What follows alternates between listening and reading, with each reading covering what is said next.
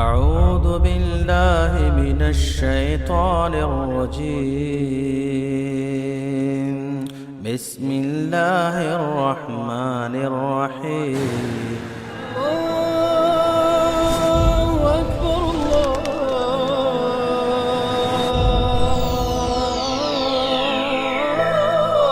أكبر.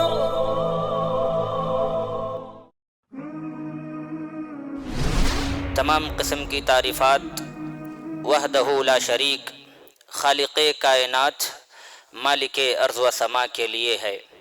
لاکھوں کروڑوں درود و سلام ہو اس ہستی اقدس و مقدس پر جن کا نام نامی اسم گرامی محمد الرسول اللہ صلی اللہ علیہ وسلم ہے۔ محترم حضرات، آج جس عنوان کو لے کر آپ کے سامنے کھڑا ہوا ہوں وہ عنوان ہے توحید ہی اول کیوں۔ اللہ رب العالمین نے ہمیں بے شمار نعمتوں سے نوازا ہے۔ ان عظیم نعمتوں میں سے ایک عظیم نعمت دین اسلام ہے۔ جیسا کہ قرآن مجید میں اللہ رب العالمین نے ارشاد فرمایا، ان الدین عند اللہ الاسلام، اللہ تعالیٰ کے نزدیک سب سے پسندیدہ دین دین اسلام ہے۔ دین اسلام میں توحید کو سب سے زیادہ اہمیت حاصل ہے۔ دین اسلام میں توحید کو مرکزی حیثیت حاصل ہے۔ دین اسلام میں توحید کو سب سے زیادہ اہمیت حاصل ہے۔ اسلام کو اگر ایک جسم فرض کر لیا جائے تو توحید اس میں دل کی حیثیت رکھتا ہے۔ اب اگر جسم صحیح ہو، سالم ہو، دل صحیح ہو، سالم ہو تو پورا جسم صحیح ہوتا ہے، اور اگر دل بیمار ہو تو پورا جسم بیمار ہو جاتا ہے، لاغر ہو جاتا ہے، کمزور ہو جاتا ہے۔ یہی وجہ ہے کائنات میں جتنے بھی انبیاء مبعوث ہوئے انہوں نے اپنی دعوت کا آغاز توحید ہی سے کیا ہے۔ توحید یہ وحد یوحد، توحید باب تفعیل سے مصدر ہے۔ اس کی شرعی تعریف کے بارے میں محمد بن عبد الوہاب رحمۃ اللہ علیہ فرماتے ہیں، التوحید هو افراد اللہ سبحانہ بالعبادہ، یعنی توحید اکیلے اللہ رب العالمین کی عبادت کرنے کا نام ہے۔ دین اسلام میں توحید کو اولیت حاصل ہونے کی کئی وجوہات ہیں، کئی اسباب ہیں۔ ان وجوہات میں ایک سب سے بڑی وجہ عالم ارواح کا میثاق ہے، یعنی اللہ رب العالمین نے اسی توحید کی وجہ سے اولاد آدم سے ذریت کو نکال کر عالم ارواح میں میثاق لیا تھا، عہد و پیمان لیا تھا، اقرار لیا تھا، جیسا کہ قرآن مجید میں اللہ رب العالمین نے ارشاد فرمایا، وَإِذْ أَخَذَ رَبُّكَ مِنْ بَنِي آدَمَ مِنْ ظُهُورِهِمْ ذُرِّيَّتَهُمْ وَأَشْهَدَهُمْ عَلَىٰ أَنفُسِهِمْ أَلَسْتُ بِرَبِّكُمْ قَالُوا بَلَىٰ شَهِدْنَا أَن تَقُولُوا يَوْمَ الْقِيَامَةِ إِنَّا كُنَّا عَنْ هَٰذَا غَافِلِينَ۔ اور جب تمہارے رب نے بنی آدم کی پشت سے تمام اولاد آدم کو نکالا، آدم کی ذریت کو نکالا اور ان سے یہ عہد و پیمان لیا، یہ عہد و اقرار لیا، الست بربکم، کیا میں تمہارا رب نہیں ہوں، کیا میں اللہ نہیں ہوں؟ قالوا بلا شہدنا، تو سب نے مل کر جواب دیا، بلا شہدنا، ہاں اے اللہ تو ہی ہمارا رب ہے اور ہم تیرے رب ہونے کی گواہی دیتے ہیں۔ حدیث میں آتا ہے کہ میدان عرفات کے قریب نعمان جگہ میں اللہ رب العالمین نے اولاد آدم سے عہد و میثاق لیا۔ اللہ رب العالمین نے حضرت آدم کی پشت سے پوری ذریت کو نکالا، ساری انسانیت کو نکالا اور ان کو اپنے سامنے پھیلا دیا اور ان سے سوال کیا، الست بربکم، بتاؤ کیا میں تمہارا رب نہیں ہوں؟ قالوا بلا شہدنا، سب نے مل کر کہا ہاں اے اللہ تو ہی ہمارا رب ہے اور ہم تیرے رب ہونے کی گواہی دیتے ہیں۔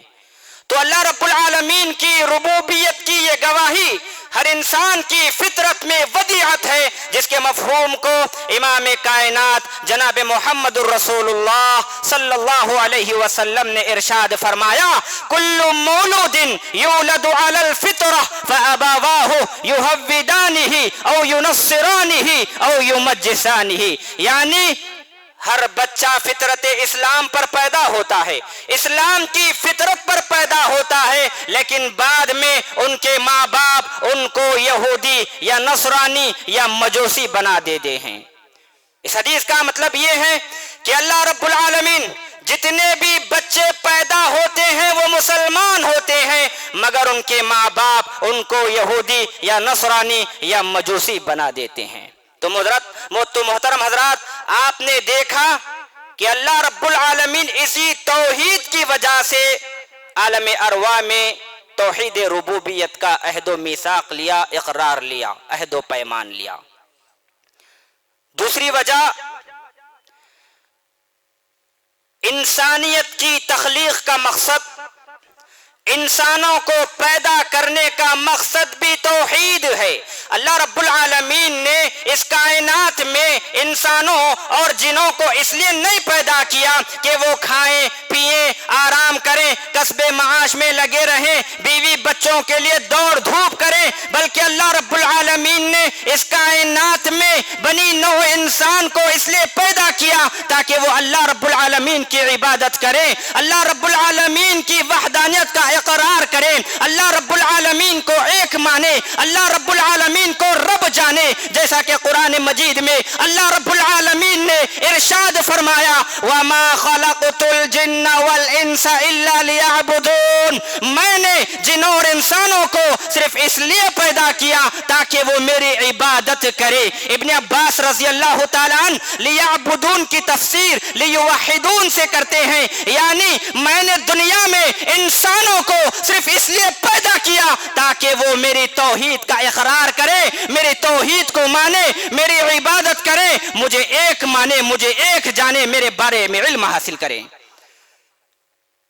اسی طرح دوسرے مقام پر اللہ رب العالمین نے ارشاد فرمایا الذی خلق الموت والحیات لیبلوکم ایکم احسن عملا، وہی وہ ذات ہے جس نے زندگی اور موت کو پیدا کیا، لیبلوکم ایکم احسن عملا، تاکہ وہ تم کو آزمائے عمل کے اعتبار سے تم میں سب سے اچھا کون ہے، کون توحید کو اپناتا ہے اور کون شرک کو اپناتا ہے۔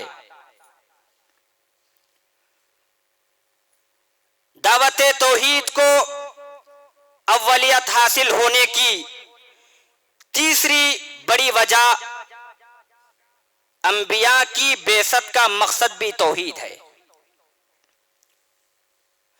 کائنات میں 1,24,000 سے زائد انبیاء مبعوث ہوئے، حضرت آدم سے لے کر جناب محمد الرسول اللہ صلی اللہ علیہ وسلم تک کے جتنے بھی انبیاء اس دنیا میں آئے، اس دنیا میں مبعوث ہوئے، سبوں نے توحید کا درس دیا، توحید سے اپنی دعوت کا آغاز کیا، جیسا کہ اللہ رب العالمین نے قرآن مجید میں ارشاد فرمایا وَلَقَدْ بَعَثْنَا فِي كُلِّ أُمَّةٍ رَسُولًا أَنِ اعْبُدُوا اللَّهَ وَاجْتَنِبُوا الطَّاغُوتَ، اور ہم نے ہر قوم میں ایک رسول کو بھیجا ان اعبدوا اللہ، اس لیے کہ وہ اللہ کی عبادت کریں، واجتنبوا الطاغوت، اور طاغوت سے پرہیز کریں۔ طاغوت کسے کہتے ہیں؟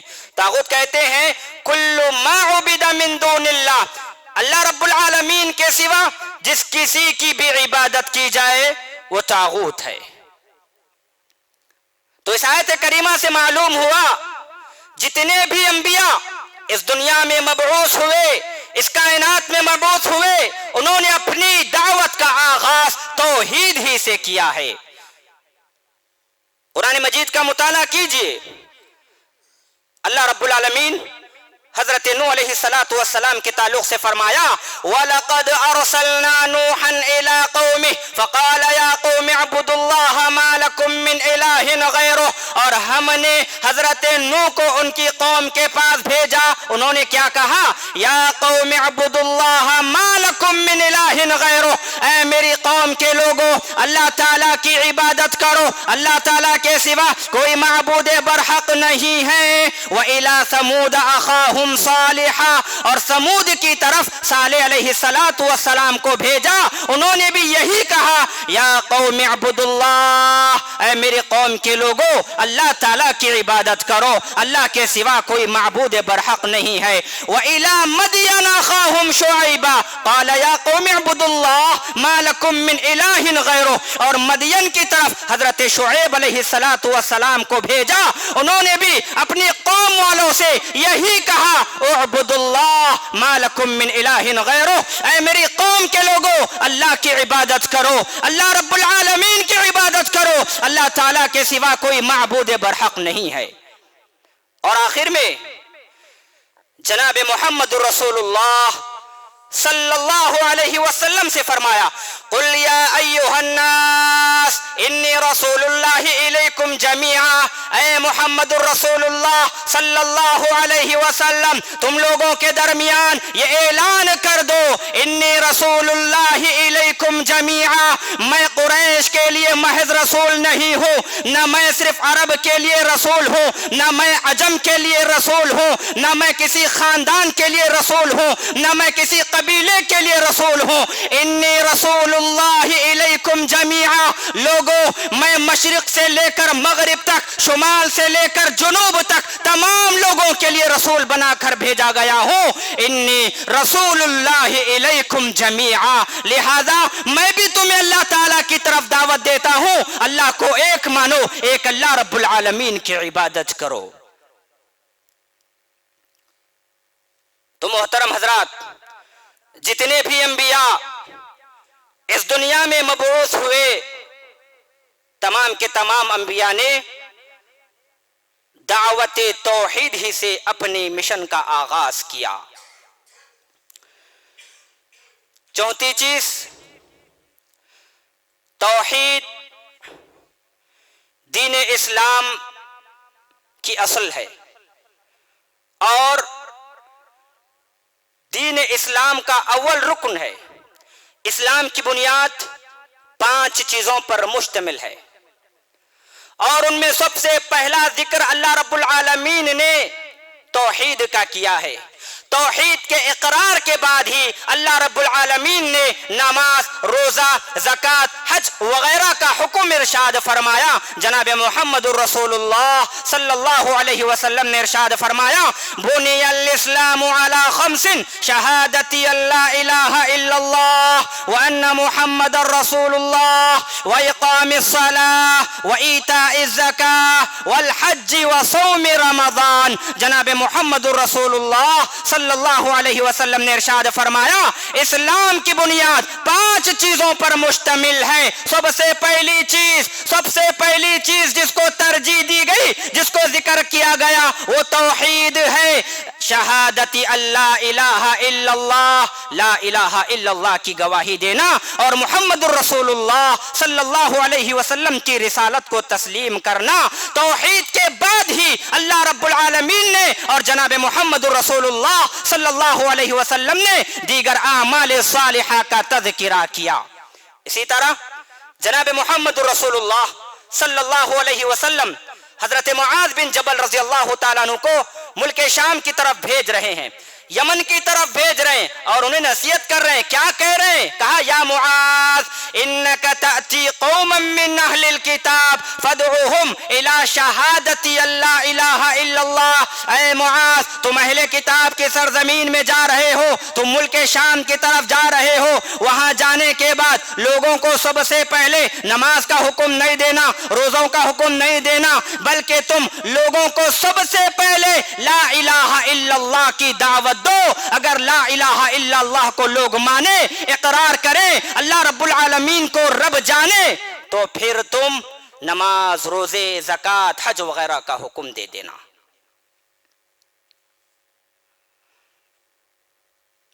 پانچویں چیز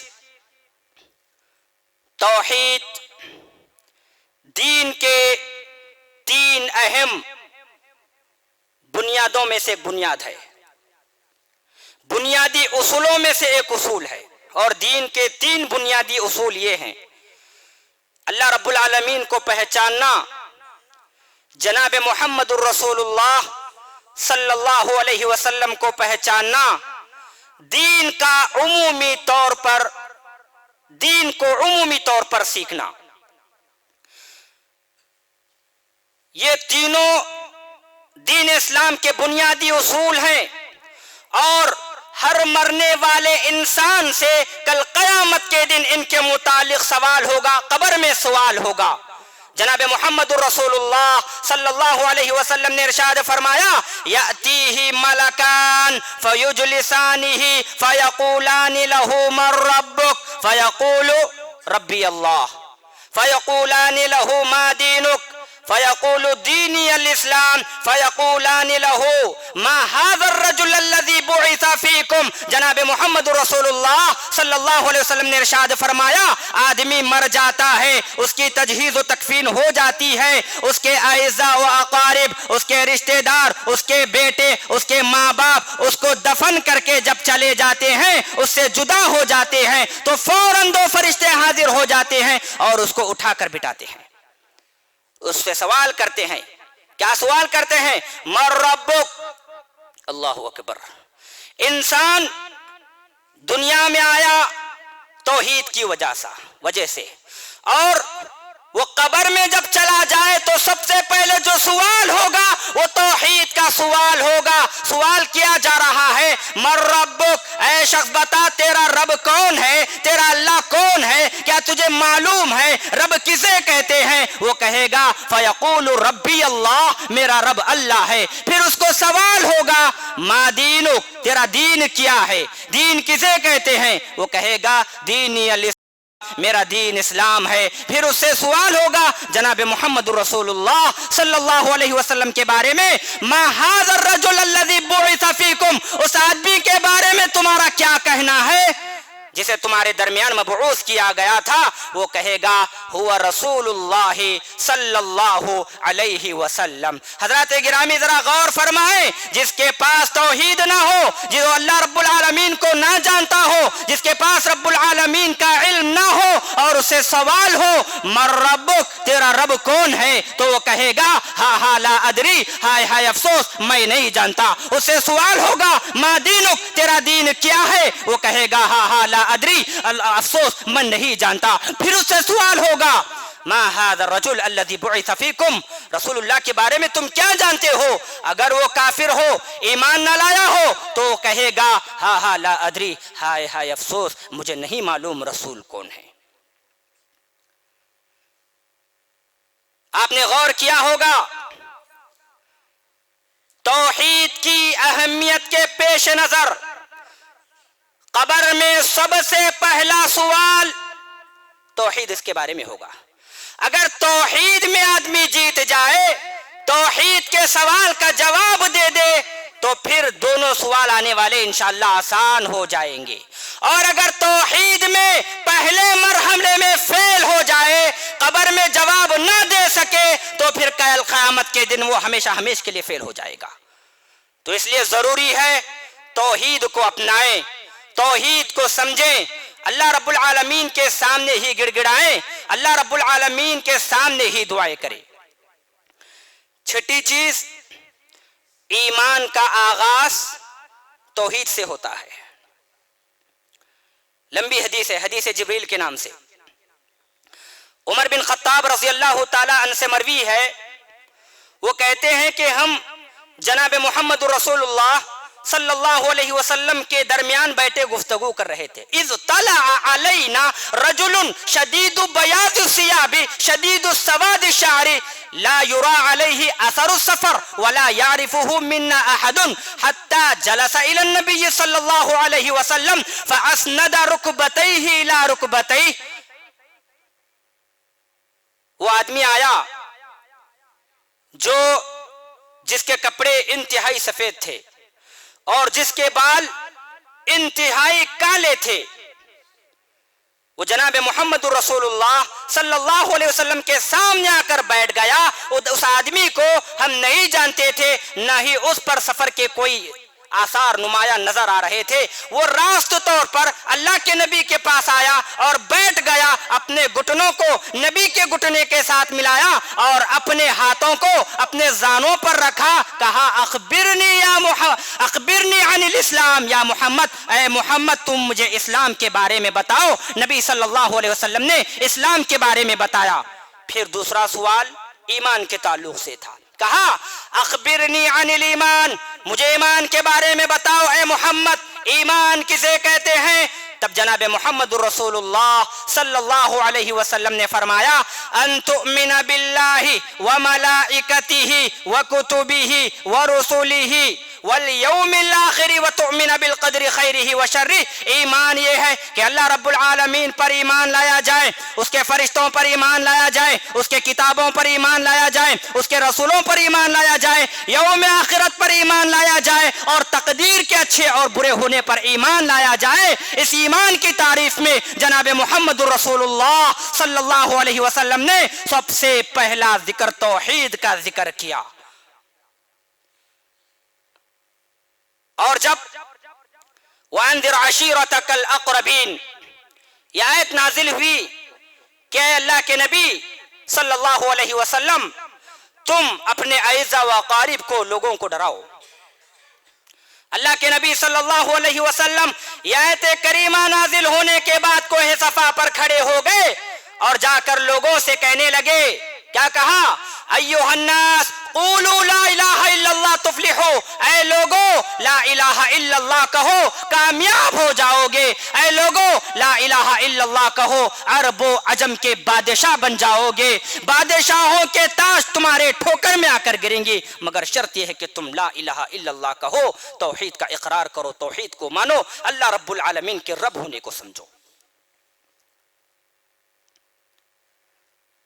لیکن افسوس ہے امت مسلمہ پر، جس توحید کی وجہ سے عالم ارواح میں میثاق لیا گیا، جس توحید کی وجہ سے آپ اور ہم پوری دنیا کے لوگ پیدا کیے گئے، جس توحید کی وجہ سے انبیاء کو مبعوث فرمایا گیا، جو توحید دین کی اصل ہے اور اسلام کا پہلا رکن ہے، آج ہم نے اس توحید سے منہ موڑا. آج ہم نے اس توحید سے منہ موڑا. توحید کسے کہتے ہیں ہمیں نہیں معلوم. توحید کے بارے میں علم حاصل کرنا ہم نے گوارا نہیں کیا. اور اس سے بھی بڑے افسوس کی بات یہ ہے کہ آج امت مسلمہ توحید کے بجائے شرک کے ایسے دلدل میں پھنس چکا ہے. کوئی بیماری لاحق ہو جائے، مصیبت آ جائے، پریشانیاں آ جائے، بیوی بیٹے مانگنا ہو یا پھر اولاد مانگنا ہو، رزق مانگنا ہو تو خواجہ بندہ نواز کا رخ کر لیتے ہیں، خواجہ غریب نواز کا رخ کر لیتے ہیں، مختلف قسم کے درگاہوں کا رخ کر لیتے ہیں، جو کہ سب سے بڑا ظلم ہے. حالانکہ اللہ رب العالمین نے اس کی وضاحت فرما دی کہ جس سے تم مانگ رہے ہو ان کے درمیان ان کے پاس کوئی طاقت نہیں ہے. قرآن مجید میں اللہ رب العالمین نے ارشاد فرمایا والذین یدعون من دون اللہ لا یخلقون شیئا وهم یخلقون. اے دنیا کے لوگوں، اللہ رب العالمین کے سوا جن کو تم پکارتے ہو، جن کی عبادت کرتے ہو، لا یخلقون شیئا، وہ کسی بھی چیز کو پیدا نہیں کر سکتے. کیوں؟ وهم یخلقون، بلکہ وہ پیدا خود کیے گئے ہیں. آگے ارشاد فرمایا اموات غیر احیاء، وہ مردہ ہیں، قبر میں دفن لوگ. اموات غیر احیاء، اے لوگوں جو قبروں کے پاس جا کر طواف کرتے ہیں، جو درگاہوں میں جا کر لوگوں سے مانگتے ہیں، ان کے سامنے گڑ گڑاتے ہیں، نظر و نیاز کرتے ہیں، انہیں مشکل کشا سمجھتے ہیں، ان کے سامنے اپنے دامن کو پھیلاتے ہیں اور ان کے سامنے اپنی جبین کو ٹکا کر اپنی جبین کو آلودہ کرتے ہیں، وہ لوگ اس آیت کریمہ کو غور سے سنیں. اموات غیر احیاء، وہ مردہ ہیں، مردہ ہیں، مردہ ہیں، غیر احیا، وہ زندہ نہیں ہے. وما یشعرون ایان یبعثون، ان کو یہ شعور بھی نہیں کہ وہ قیامت کے دن کب اٹھائے جائیں گے. اللہ اکبر. جن کو شعور نہیں ہے ایسے جگہوں پر جا کر اپنی ذلت و رسوائی کیسے کی جا سکتی ہے. ایک اور مقام پر حقارت آمیز انداز میں اللہ رب العالمین نے ارشاد فرمایا یا ایھا الذین یا ایھا الناس ضرب مثل فاستمعوا له ان الذین تدعون من دون اللہ لن يخلقوا ذبابا ولو اجتمعوا له وان يسلبهم الذباب شيئا لا يستنقذوه منه ضعف الطالب والمطلوب. اللہ رب العالمین نے اس آیت کریمہ میں کہا اے لوگوں، یا ایھا الذین آمنو نہیں کہا، اے ایمان والوں نہیں کہا، اے مومنوں نے نہیں کہا، اے مسلمانوں نہیں کہا، یا ایھا الناس، اے پوری دنیا کے لوگوں، ضرب مثل فاستمعوا لہ، تمہارے لیے ایک مثال بیان کی جا رہی ہے، غور سے سنو، کان لگا کر سنو. ان الذین تدعون من دون اللہ لن يخلقوا ذبابا ولو اجتمعوا لہ، اللہ کو چھوڑ کر، اللہ رب العالمین کی عبادت کو چھوڑ کر تم غیر اللہ کو جو پکارتے ہو، لن يخلقوا ذبابا ولو اجتمعوا لہ، پوری دنیا کے لوگ مل کر بھی ایک مکھی پیدا نہیں کر سکتے. لن يخلقوا ذبابا ولو اجتمعوا لہ، پوری دنیا کے لوگ مل کر ایک مکھی کو بھی پیدا نہیں کر سکتے. وَإِن يَسْلُبْهُمُ الذُّبَابُ شَيْئًا لَا يَسْتَنقِذُوهُ مِنْ ضَعْفِ الطَّالِبِ وَالْمَطْلُوبِ، اور اگر مکھی وہاں سے کچھ چھین کر لے جائے تو وہ مکھی کے پاس سے وہ چیز چھڑانے کی بھی طاقت نہیں رکھ سکتے. ضعف الطالب والمطلوب، مانگنے والا کمزور اور جس سے مانگا جا رہا ہے وہ تو اور کمزور ہے. اور جناب محمد رسول اللہ صلی اللہ علیہ وسلم کو اللہ رب العالمین نے فرمایا وَلَا تَدْعُ مِن دُونِ اللَّهِ مَا لَا يَنفَعُكَ وَلَا يَضُرُّكَ فَإِن فَعَلْتَ فَإِنَّكَ إِذًا مِّنَ الظَّالِمِينَ. اے جناب محمد رسول اللہ صلی اللہ علیہ وسلم، اگر تم اللہ رب العالمین کو چھوڑ کر دوسروں کو پکارو گے، وَلَا تَدْعُ مِن دُونِ اللَّهِ، تم اللہ کو چھوڑ کر دوسروں کو نہ پکارو جو نہ تمہیں نفع دے سکتے ہیں نہ تمہیں نقصان دے سکتے ہیں. فَإِن فَعَلْتَ فَإِنَّكَ إِذًا مِّنَ الظَّالِمِينَ، اگر تم نے ایسا کیا، اللہ کو چھوڑ کر غیر اللہ کو پکارا، تو تم ظالموں میں سے ہو جاؤ گے. تو کیا آج ہم ظالم ہے یا نہیں ہے؟ نبی اگر اللہ کو چھوڑ کر غیر اللہ کو پکارے تو ظالم ہو جائے. دراصل خطاب محمد الرسول اللہ صلی اللہ علیہ وسلم کو ہے، مگر تنبیہ امت مسلمہ کو ہے. انبیاء سے کبھی شرک کا صدور نہیں ہو سکتا. اور میرے بھائیوں، جس کے پاس توحید نہ ہو، چاہے وہ جتنے اچھے عمل کر لے، وہ سب برباد ہے. ان کے اعمال قابل قبول نہیں ہے. توحید اگر ہے اور پھر اس کے بعد سنت کے موافق عمل کیا جائے تو اللہ رب العالمین ایسے اعمال کو قبول کر لیتے ہیں، قبولیت کی نظر سے دیکھتے ہیں. اور اگر توحید نہیں ہے، چاہے انسان جتنے بھی عمل کر لے، پہاڑ کے برابر عمل کر لے، زمین و آسمان بھر اعمال صالحہ کر لے، اللہ رب العالمین کے پاس قابل قبول نہیں ہے. اللہ رب العالمین نے سورۃ الانعام میں ارشاد فرمایا الذین آمنوا ولم يلبسوا ایمانهم بظلم اولئک لهم الامن وهم مهتدون وتلك حجتنا آتیناها ابراہیم علی قومه نرفع درجات من نشاء ان ربک حکیم علیم ووهبنا له اسحاق ویعقوب کلا هدینا ونوحا هدینا من قبل ومن ذریته داود وسلیمان وایوب ویوسف وموسى وهارون وكذلك نجزي المحسنين وزكريا ويحيى وعيسى وإلياس كل من الصالحين وإسماعيل واليسع ويونس ولوطا وكل فضلنا على العالمين ومن آبائهم وذرياتهم وإخوانهم واجتبيناهم وهديناهم إلى صراط مستقيم ذلك هدى الله يهدي به من يشاء من عباده ولو أشركوا لحبط عنهم ما كانوا يعملون. سورة الانعام میں اس آدھے صفحے میں اللہ رب العالمین نے 18 انبیاء کا تذکرہ کیا.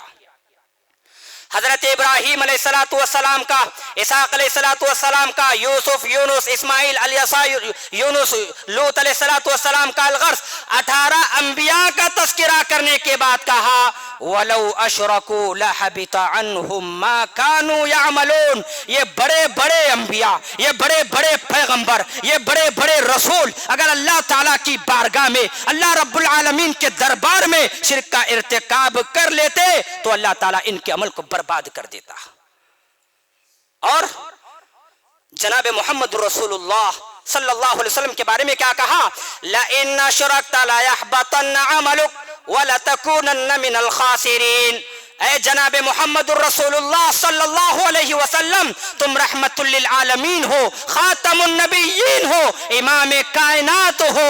لَإِنْ أَشْرَكْتَ لَيَحْبَطَنَّ عَمَلُكَ، تم آخری نبی ہو، اس کے باوجود اگر تم سے بھی شرک سرزد ہو جائے، لَيَحْبَطَنَّ عَمَلُكَ، تمہارے بھی عمل برباد ہو جائیں گے، وَلَتَكُونَنَّ مِنَ الْخَاسِرِينَ، اور تم خسارہ پانے والوں میں سے ہو جاؤ گے۔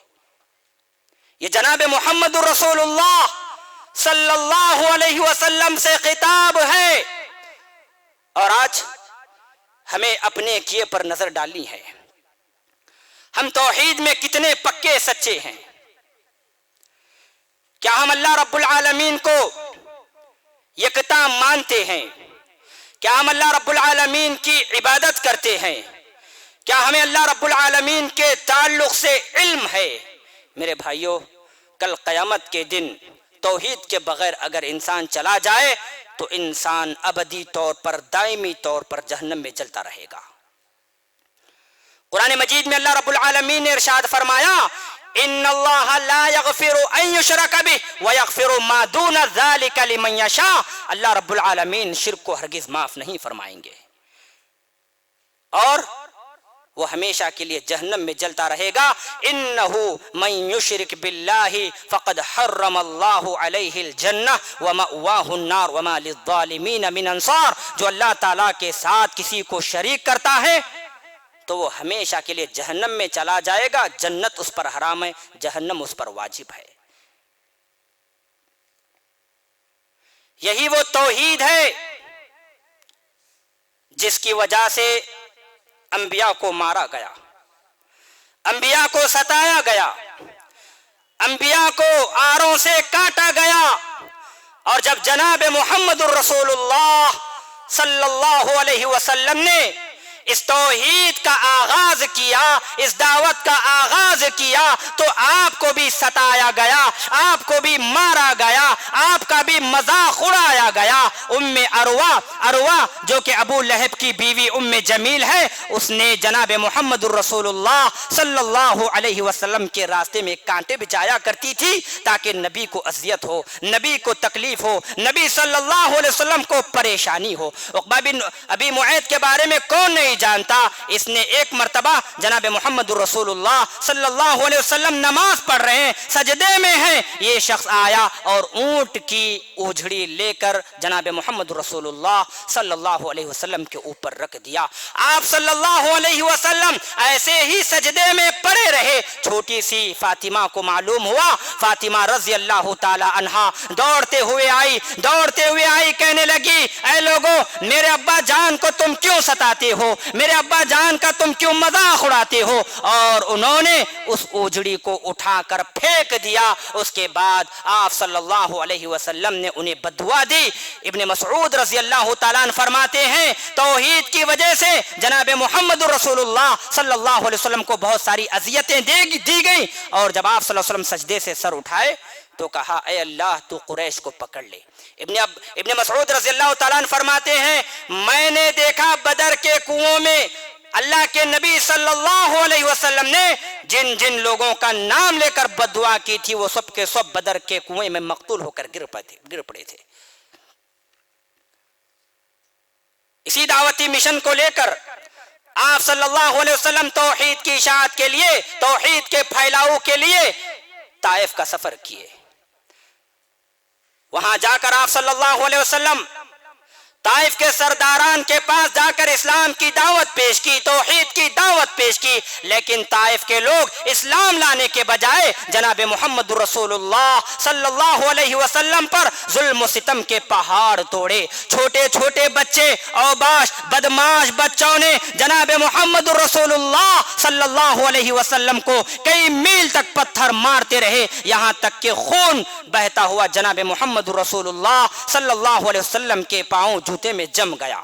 حضرت جبریل علیہ السلام کے ساتھ ایک فرشتہ آیا اور کہا گیا، اے محمد اگر تمہارا حکم ہو تم اجازت دے تو ہم ان طائف والوں کو دو پہاڑوں کے درمیان چکی کی طرح پیس دیں گے۔ قربان جائیے نبی صلی اللہ علیہ وسلم کی رحمت پر، آپ نے فرمایا اللہم اہدی قوم فانہم لا یعلمون، اے اللہ میری قوم کو ہدایت دے، اے اللہ میری قوم نا سمجھ ہے، میری قوم نہیں جانتی اللہ کون ہے، رسول کون ہے، تو انہیں ہدایت دے، فانہم لا یعلمون، اس لیے کہ میری قوم نہیں جانتی۔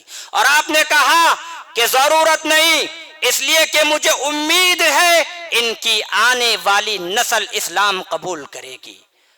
اور تاریخ بتاتی ہے کہ اس واقعے کے 8 سال کے بعد پورے کا پورا طائف مسلمان ہو گیا۔ صحابہ کرام کو بھی ستایا گیا۔ عثمان بن عفان رضی اللہ تعالیٰ عنہ کے تعلق سے آتا ہے، جب انہوں نے اسلام قبول کیا، توحید کو قبول کیا، تو ان کا چچا انہیں چٹائی میں لپیٹ دیتا اور نیچے سے دھواں دیتا تاکہ عثمان بن عفان رضی اللہ تعالیٰ عنہ کو تکلیف ہو اور وہ اسلام سے برگشتہ ہو جائیں، اسلام سے بے دخل ہو جائیں، اسلام سے باز آ جائیں، مگر ان تکلیفوں کو برداشت کرتے مگر توحید کو نہیں چھوڑتے۔ حضرت بلال جو کہ کالے کلوٹے غلام ہیں، امیہ بن خلف کے غلام ہیں، امیہ بن خلف حضرت بلال رضی اللہ تعالی عنہ کے گلے میں رسی ڈال دیتا اور مکہ کے چھوٹے چھوٹے بچوں کو رسی دے دیتا۔ یہ اوباش بچے، بدماش بچے حضرت بلال رضی اللہ تعالیٰ جن کے قدموں کی چاپ جناب محمد رسول اللہ صلی اللہ علیہ وسلم نے جنت میں سماعت فرمائی تھی، اس بلال رضی اللہ تعالیٰ عنہ کو لے کر مکہ کے چھوٹے چھوٹے بچے مکہ کے پہاڑیوں میں، مکہ کے وادیوں میں لے کر گھومتے، جس کی وجہ سے رسی کے نشانات حضرت بلال رضی اللہ تعالیٰ عنہ کے گلے پر پڑ جاتے۔ اور خود امیہ بن خلف بھی حضرت بلال کو ستایا کرتا تھا توحید لانے کی پاداش میں، اسلام قبول کرنے کی وجہ سے۔ امیہ بن خلف جب مکہ کی گرمی شباب پر ہوتی تو حضرت بلال رضی اللہ تعالی عنہ کو گرم ریت پر لٹا دیتا اور پھر ان کے سینے پر بھاری چٹان رکھ دیتا اور کہتا، اے بلال تم اسلام سے نکل جاؤ، محمد کے ساتھ کفر کرو یا نہیں تو میں تمہیں ایسے ہی مار دوں گا۔ حضرت بلال رضی اللہ تعالیٰ عنہ ہر تکلیف کو سہتے اور کہتے هو اللہ احد، هو اللہ احد، وہ اللہ ایک ہے، وہ اللہ ایک ہے۔ تو محترم حضرات، یہ توحید انتہائی اہمیت کی حامل ہے۔ توحید کی وجہ سے انسان کا دل چین و سکون والا ہو جاتا ہے، توحید کے وجہ سے ہی انسان کی زندگی گزرتی ہے، توحید کے وجہ سے ہی انسان کی زندگی میں خوشیاں ہی خوشیاں آتی ہے، توحید کی وجہ سے ہی انسان بادشاہ بنتا ہے، توحید کی وجہ سے ہی ایک انسان دوسرے انسان سے محبت کر سکتا ہے۔ تو محترم حضرات، یہ توحید کے تعلق سے چیدہ باتیں تھیں۔ اللہ رب العالمین سے دعا ہے کہ اللہ تعالی ہم تمام کو توحید کو سمجھنے کی توفیق عطا فرمائے، توحید کے مطابق عمل پیرا ہونے کی توفیق عطا فرمائے، جب تک ہمیں رکھے توحید پر رکھے، اور جب ہمارا خاتمہ ہو تو توحید پر ہو، خاتمہ خیر ہو۔ آمین وآخر دعوانا الحمدللہ رب العالمین۔